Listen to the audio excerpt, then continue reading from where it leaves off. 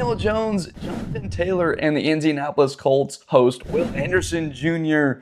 and this Texans team that is looking to get back into position here in the division, in the AFC playoff picture. They've had a very tough season. Of course, the injury to CJ Stroud, but the Colts, they can put any chances of the Texans winning this division in the ground, 6 feet under, with a win in this game at home. Now, what's very key about this matchup, of course, is probably the availability of CJ Stroud. Is he available for this game? As of right now, the recording of this video due to travel, I'm recording this video right around the weekend, so I don't know his availability for this game. We're going to do the best that we can, assuming that he is back out there on the field. It's been a couple of weeks. We hope that he does get to play because, frankly, that's what this game hinges down to. If CJ Stroud does play in this game, they have a great chance to win, and that is where we need to start with the Houston Texans offense against the Indianapolis Colts defense. Now, something about this Colts defense I'm sure a lot of Texans fans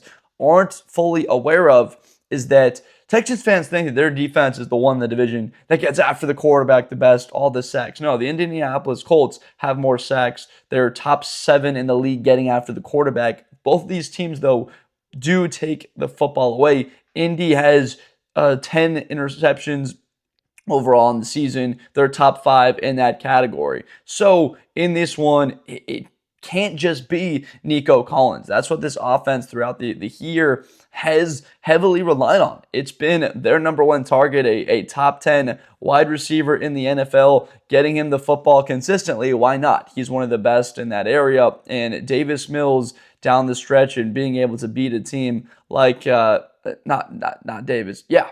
Mills was able to have a lot of success getting the football to him. Why not just rely on one singular guy and get the football to him consistently in that win against the Jaguars, against the Titans, saving their season? That's why they still have a chance, because of those 2 wins against their divisional opponents currently in the division.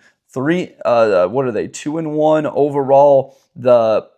They beat the Titans twice. Yeah, so they're 3-1 overall in the division. So this game against Indy, they're fully available to stay in it with a win in this game, but a loss, really, it's just too much ground to make up. So for the Texans, the ground game the entire season has really been the major issue. If you go back to their last real tough game, I know Jacksonville's a tough opponent, but if we're being honest, if the Texans have to worry about a team like Jacksonville, then their chances of making a run in the playoffs, if they do get there, then aren't all that high. So the Denver Broncos are a really good football team this year. And the Texans, they didn't have much success running the ball on them. This Indianapolis Colts defense, they get a whole lot of pressure on the quarterback to do a good job against the run. Overall, you're looking at a very complete team on that side of the ball, as well as we'll talk about their offense here in a second. But Houston struggled, and a lot of that had to do, once CJ Stroud came out of the game, there was nowhere to turn. And their defense was playing one of the best games of the season against a high-powered rushing attack in Bo Nix. They gave him enough opportunities because they kept punting them the football. Denver winds up scoring 11 points in the fourth quarter. They come back from behind, down 8, to win that game by 3 at Houston, one of the more devastating games back when Houston had a chance to get to 500. If they were able to have pulled out that game, they would have been looking at a fully different moment right now, where this division would be a heck of a lot closer. So for Houston to have success against that Indianapolis defense, without a doubt, they got to be able to run the football. And if they aren't able to, that just puts too much pressure on the quarterback. You look back to that game against Jacksonville now, and they were rushing it. 6 yards a carry. Woody Marks, this kid has been a revelation in the backfield out of USC. His ability to not go down on first contact, it's something that Nick Chubb no doubt does really well, but also he adds just a little bit more of that burst in catching the ball out of the backfield. This is what the Texans had been looking for. This is why they wanted to take a guy like Woody Marks, because of the injury to Joe Mixon, not knowing his status for the season, hadn't played the entire year. And I don't know when is he available, probably at some point in December. It would be huge to get him back. What would be more important is to be playing meaningful football, important for the division. So wins like this against Indianapolis, you got to get one of those. But having that duo of Chubb and Marks had some success on the ground, that's certainly impressive. But this is a better front seven in Indy. DeForest Buckner right there in the middle of the entire thing. Zaire Franklin behind that. Latu, the first defensive player taken in 2024 NFL draft. This Indianapolis team flies around, and of course, with the addition of their man, Sauce Gardner, in the trade with the New York Jets. His ability to defend, that is a key matchup in this game to look at. You can't break down Texans Colts now without looking at Nico Collins versus Sauce Gardner. Now, my one knock on Sauce Gardner has always been the tackling ability, but there's one other attribute. If you remember him getting beat in that Jets versus Colts game about a month ago, where did it come from?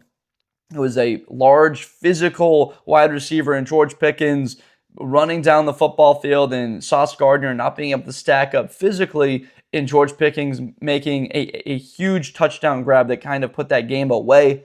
Well, looking at Nico Collins, he's the type of wide receiver that possesses physical traits that can put Sauce Gardner's length and his size at bay. Because he's 6'4", 220 plus pounds, he can do that. Sauce has that length, but again, what is the biggest thing for him is, again, adding strength and muscle mass as he gets older and being able to stack up against these really big physical wide receivers. That would be the weakest part of his coverage skills, would be bigger, more dominating presences, being able to cover them. You'd probably argue he did a decent job against DK Metcalf week one.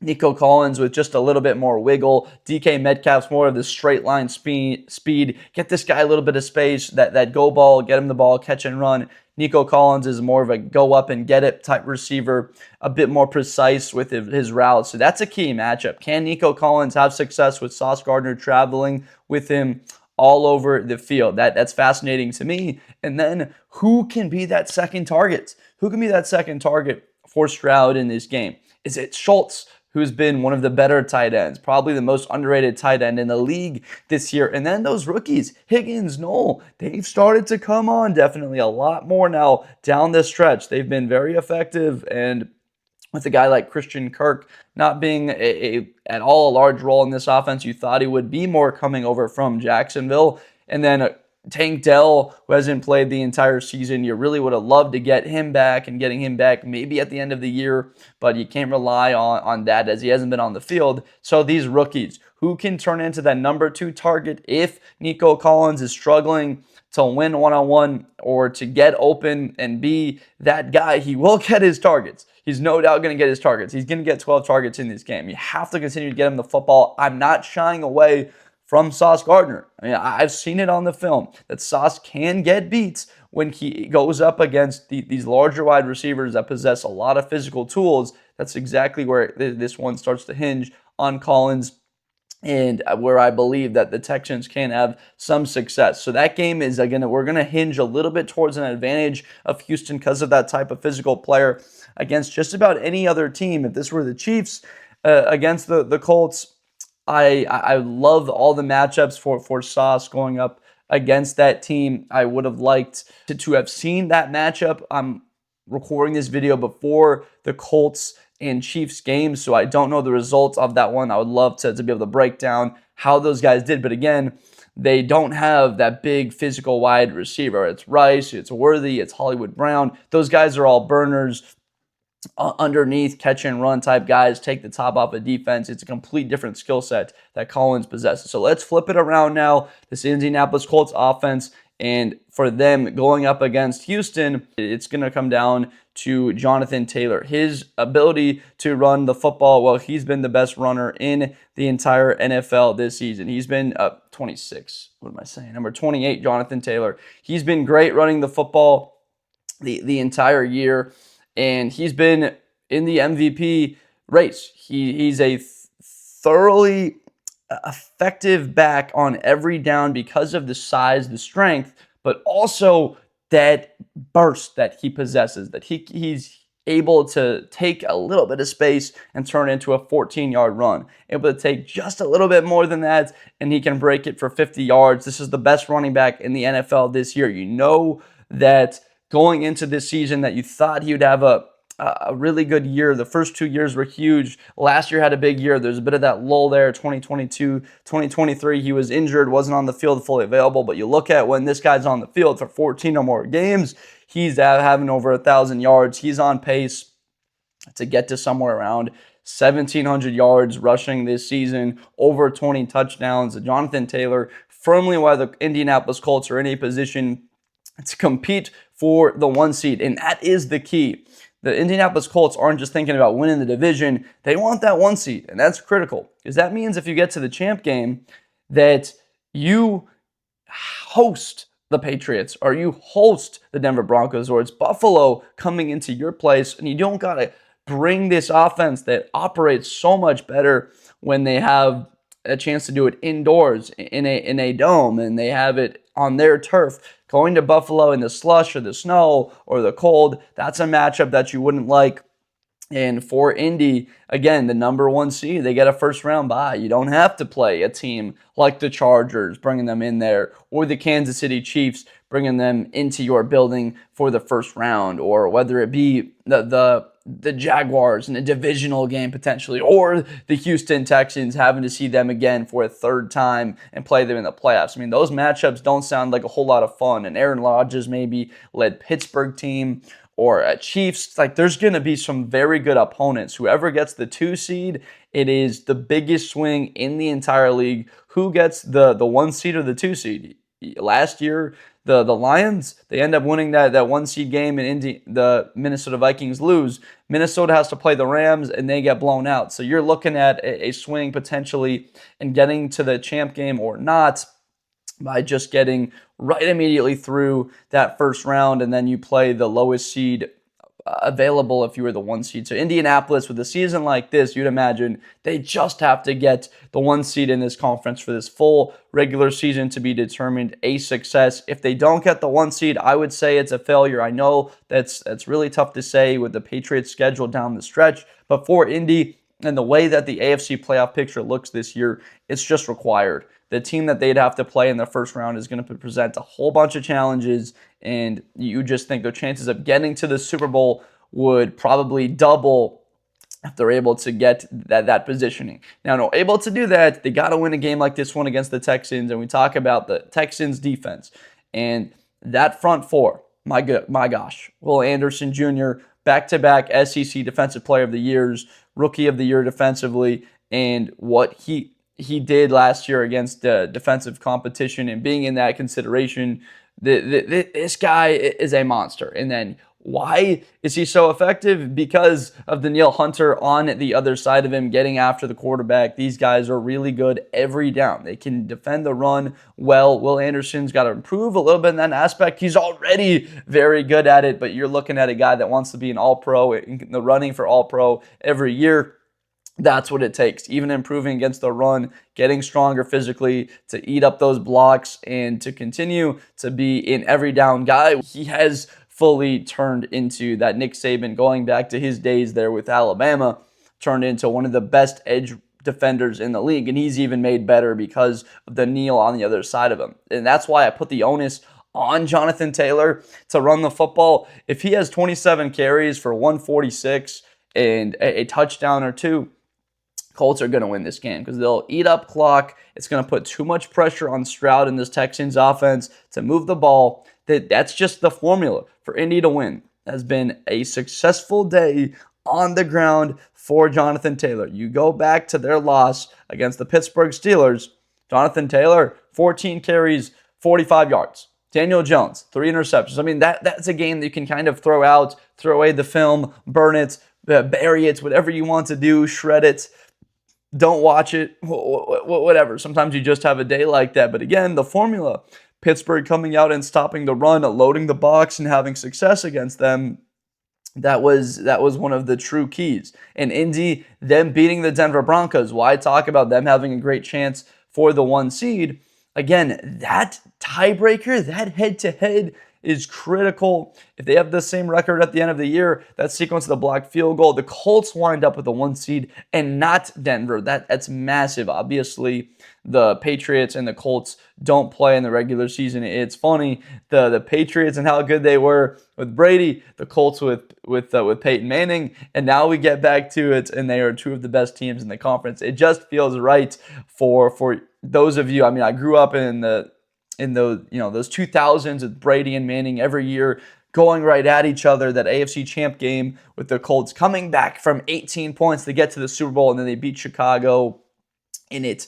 So to replicate some of that success, though, remember Marvin Harrison and Clark that they had on that offense? Well, this Indianapolis Colts receiving core is better than they are given credit for. I love Alec Pierce, Michael Pittman. Josh Downs is great with some wiggle. Going to him on third downs has been a part of Daniel Jones', I would say, a main key is that he's got a guy that he relies on third down, and no doubt the rookie Tyler Warren being a consistent impact, and he's one of those guys that you can rely on. This is a team heavy with weapons, arguably the best offensive line in the league. They've stayed pretty much healthy on both sides of the football. So attacking the Texans, I still believe that they're going to need to execute the intermediate parts of that defense in beating Houston through the middle and hitting Tyler Warren. That's why a guy like him can be a huge key in this game, and why I feel like Indianapolis does have a really good chance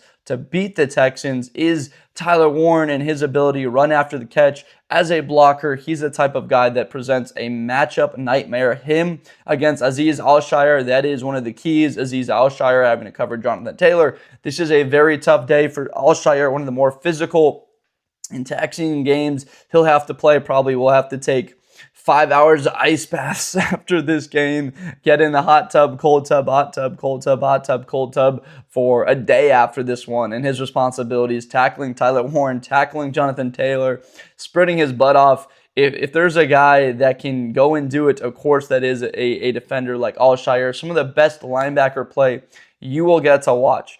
Al-Shaair and then there's Zaire Franklin for Indianapolis. This matchup is terrific. I can't wait to watch it. I am going to give the Indianapolis Colts a bit of an edge because the whole season they have done really well on the ground. Jonathan Taylor and then Daniel Jones' mobility, you saw it the most against Atlanta earlier in the season. I want to see Jonathan Taylor catch the football a bit more out of the backfield. That's been a key part of it. It's so fun. He's got the Bijan Robinson ability, right? Catching the ball out of the backfield and taking off. And you look back to that day against Atlanta where he had close to 300 yards, 86 total yards on 35 touches. I don't think he can get the ball 35 times in this one. And the physicality of that Texans defense, you probably don't want him to. But giving Jonathan Taylor the ball in the high 20s 30 times, that is a recipe for success. But Daniel Jones' legs in this game, I believe, can be close to an X factor. He can take off and run. The coverage is stacked up using his legs. He's had an ability to stay healthy this season. Now it's about using one of his strengths. A lot of people overlook Daniel Jones' ability to run the football. This is a key for this one. You imagine like CJ Stroud against the Colts. CJ Stroud's more mobile than people think. Daniel Jones is a true incredible athlete. So getting him on the edge, picking up first downs, this is the type of game now where you can sort of seal and get yourself in divisional position and stay up there competing for the number 1 seed. Well, it's got to be the legs of Daniel Jones, I think, in key spots. That's what I'm circling. I do believe that he can do enough to pick up first downs. I talk about it all the time. Offensive coordinators talk about it, 3 to 4 off script, off schedule first downs that you can pick up. That's critical. Believe that Daniel Jones can run it 7-8 times in this game. And you don't take those hits earlier in the game, but later on in the season, when it's key games like this, divisional stakes, it's all on the line. That's where you bring out the physicality. So as far as a prediction goes for this game, I think that the Indianapolis Colts will get the win at 24-23. Really tight, down to the wire. Might wind up coming down to a field goal to decide this one. That's something that I'll predict. Or the Houston Texans get the ball back with like 20 30 seconds to try and get a field goal and won't be able to do it. I'm going to go with the Colts to win this game in a tight classic there in Indianapolis. This is going to be a great game. The Big Ten championship game will be played in Indy there, I believe, the week after this one, right? So that's going to be a lot of fun. The Jags are a game that will be up next for the Colts. So going through some of these divisional matchups, must win for the Texans. Probably their entire season hinges on this one. If they lose it, you would imagine that they're just about wrapped up. There's too many teams with the Jaguars, with the Chiefs and the Chargers back there in that log, and then the Ravens, Pittsburgh, whoever doesn't come out of there. There's a lot of teams there in the back end vying for wild card positioning. So if they lose in this game, that probably wraps up their chances to make the playoffs, and I do believe that ends up happening. So I appreciate you so much for watching. If you enjoyed this Blitz with Blender video, please subscribe for more football content in the future. I make NFL and college videos weekly, getting you set and ready for these matchups, playoff implications, AFC South, divisional implications. Could very well decide the division for one like this.